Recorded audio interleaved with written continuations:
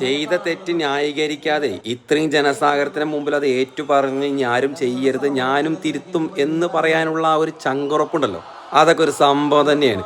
ഈ മനുഷ്യനെ അറിയാത്തവര് അറിഞ്ഞോളി.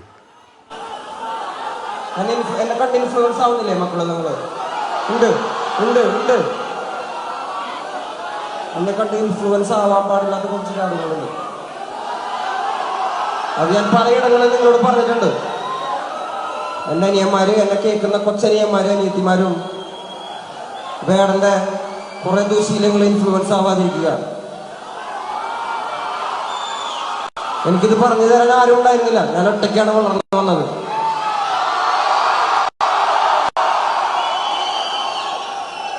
ഞാൻ തിരുത്താനും എന്നെ തിരുത്തപ്പെടാനുള്ള ഒരു സാഹചര്യത്തിലാണ് ഞാൻ നിങ്ങളുടെ മുന്നിലാണ് വന്നിരിക്കുന്നത്. വേടൻ എന്നൊരു വ്യക്തി പൊതുസ്വത്താണ്. നിങ്ങളുടെ ചേട്ടനും അനിയനും ഒക്കെയാണ് ഞാൻ.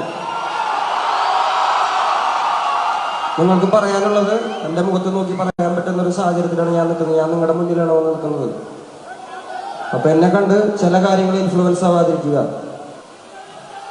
എന്നെ സ്നേഹിക്കുന്ന, എന്നെ കാണാൻ നിങ്ങളുടെ വിലപ്പെട്ട സമയം ചിലവാക്കിയോടെ വന്നിരിക്കുന്ന എൻ്റെ കൊച്ചനിയന്മാർക്കും അനിയത്തിമാർക്കും എൻ്റെ ചേട്ടന്മാർക്കും അമ്മമാർക്കും എല്ലാവർക്കും നന്ദി.